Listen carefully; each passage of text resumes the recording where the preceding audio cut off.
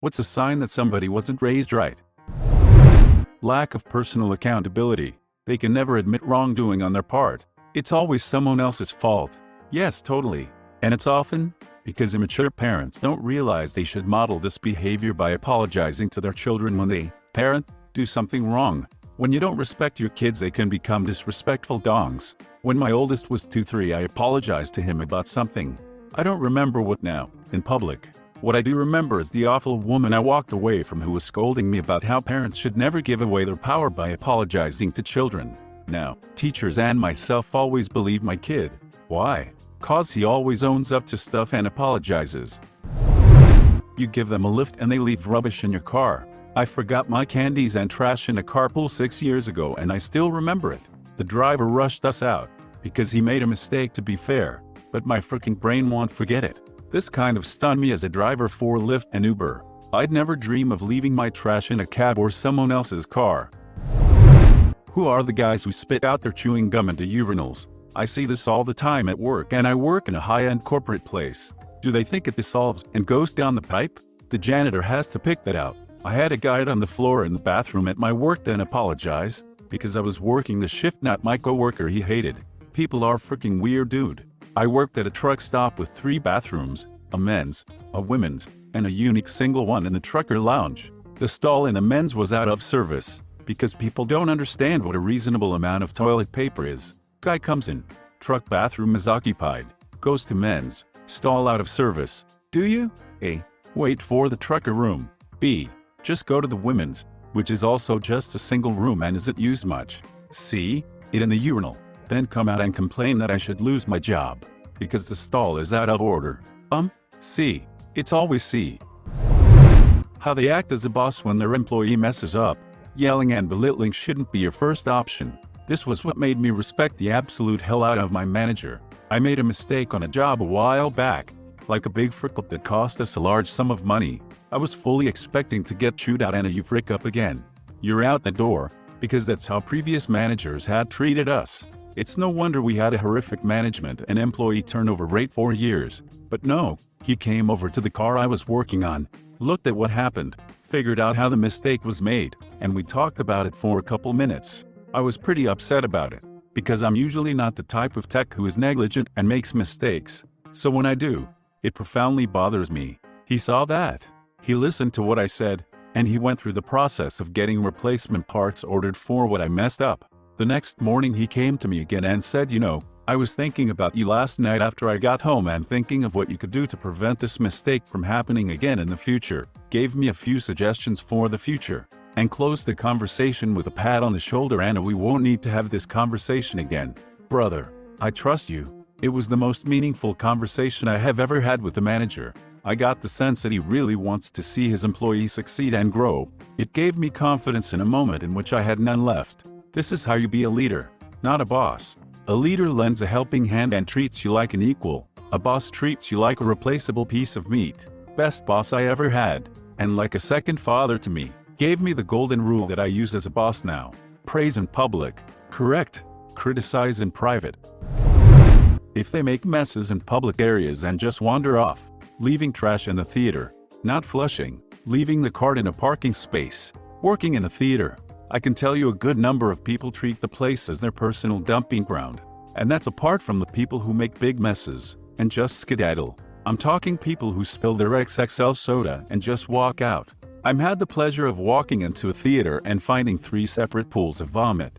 Like, what the frick, people? Honestly, the concept of not flushing in a public place is crazy to me. Like, what happened in that person's life for them to feel that's appropriate? Or the mysterious people who smear it on the walls in Walmart bathrooms? Who hurt them? Disrespecting people for doing their job. I worked at an office supply company while I was in college.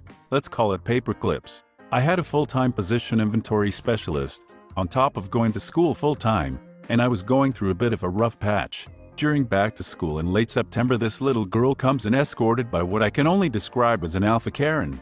The kid started pouting and saying she didn't want to go back to school. I was busy running my cycle count report when AK pointed at me and said something along the lines of, "If you don't go to school, you'll end up working at paperclips like this guy." Oh, that made me mad. I don't remember exactly what I said in response, but it went essentially like, "Ma'am, I graduate in 3 months from university less than 1 mile from Paperclips and have a job lined up at local hospital. I hope she works here or at McDoodle so maybe she'll learn the respect you didn't teach her." Not nearly as elegant or eloquent at the time, but you get it. The only time I've ever been written up for customer interaction and I don't regret it. "Yes, manager. I have a complaint. This employee defended herself when I was being incredibly rude and I demand you fire her." What a bitch. I know someone who was fired because a guy screamed and shouted at her because he was pissed off about the price of popcorn in the cinema she worked at. He was embarrassed when she started crying. She was only a teenager. Rather than apologize, he just sneered at her. "For frick's sake, don't take it so personally." She replied that, "I don't know how else you expect me to take personal abuse." He complained that she was rude. She was fired. Piss weak boss for not backing up his staff. One day I hope we outgrow the customer is always right BS that festers within our culture. How they treat people from whom they have nothing to gain. Retail will tell you about 75% of people exhibit this sign. I worked in retail. It's more like 20% in my experience, but you remember those more on a bad day. I'd say 10% are assholes 24/7, and 70% are one bad day away from screaming at some random teenager whenever they feel inconvenienced and never feeling guilty about it. My dad is in that 70% for sure.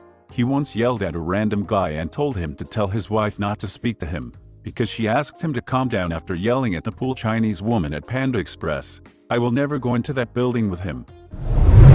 One rule for me, one rule for you. Parents that mess up on the discipline, accountability stage of parenting produce these people. Rules for thee, but not for me. Do as I say, not as I do. They always portray themselves as a victim. Nothing is ever their fault and somebody is always out to get them. The word no just means throw a fit and be as obnoxious as you can be until you get your way. No does not mean that rules or someone's job might be on the line. They're the important one, not anyone else. I'm an overnight 10 p.m. - 6 a.m. manager in fast food. After midnight our menu changes slightly so that we don't do certain items and the loose change menu isn't in effect. All of this is in the ads for such items, mind you. But when I tell someone, "Sorry man, can't do that for that price at this time," because the register automatically switches over at midnight, there's literally nothing I can do. People have a freaking fit. I've had people break windows, pull out a metal bat from passenger seat and threaten me. People report me, spit at me. Freaking children, all of them. We also close the store and go drive-through only after 11 p.m. because it's just me and one other guy and we can't keep an eye on the whole store by ourselves. We also aren't allowed to accept people walking up to the window because of our insurance. It's much easier for them to reach us and the register, etc. The amount of times I say no to people and they get angry and threaten me. Like, "You going crazy" is exactly the reason we don't accept walkers. Even had 2 dudes try read my name badge, ask when I finished and what my address was. People get so riled over a bloody Big Mac. They don't have manners or respect anyone. They never see what they do wrong. The old "I only give respect if it's earned, so I'm gonna be rude to the world, and if it's rude back they are the assholes." Gotta love those talks with people.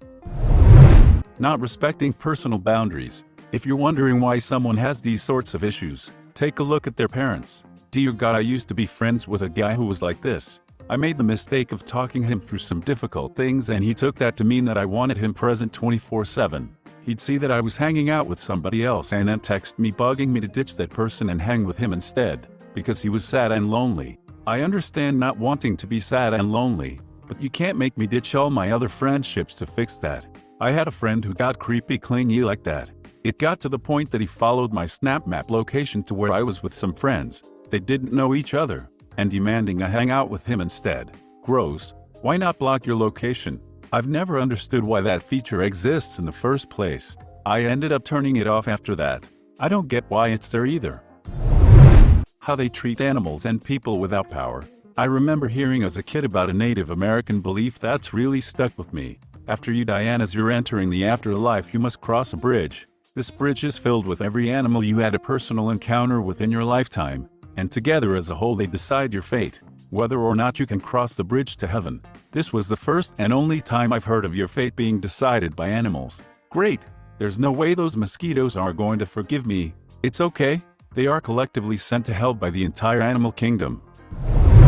They don't take responsibility for their actions. Or worse, they want you to take responsibility for their actions. This is so annoying, and when you say no, that means you are rude.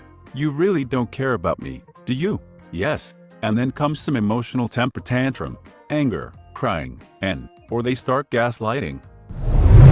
They litter. If you throw your head on the floor, then you have 1, no respect, and 2, you're a tramp. We went for a trail walk that leads out toward a dam and some rock formations with many waterfalls. Broken beer glass was strolled along the entire trail. An hour-long walk, guys, and the amount of garbage at the falls was honestly mind-blowing. Like someone had brought 10 or so full bags and just busted them open all over the place. It's one of few natural areas in that city, and it just sucks so much that people care so little. It doesn't take much effort to just not destroy a nice thing with your litter. Thanks for watching. If you enjoyed the video, please smash the like button and leave a comment which story you liked the most. Subscribe and hit the bell notification for updates on our latest videos. And don't forget to check the links in the description box for more awesome content.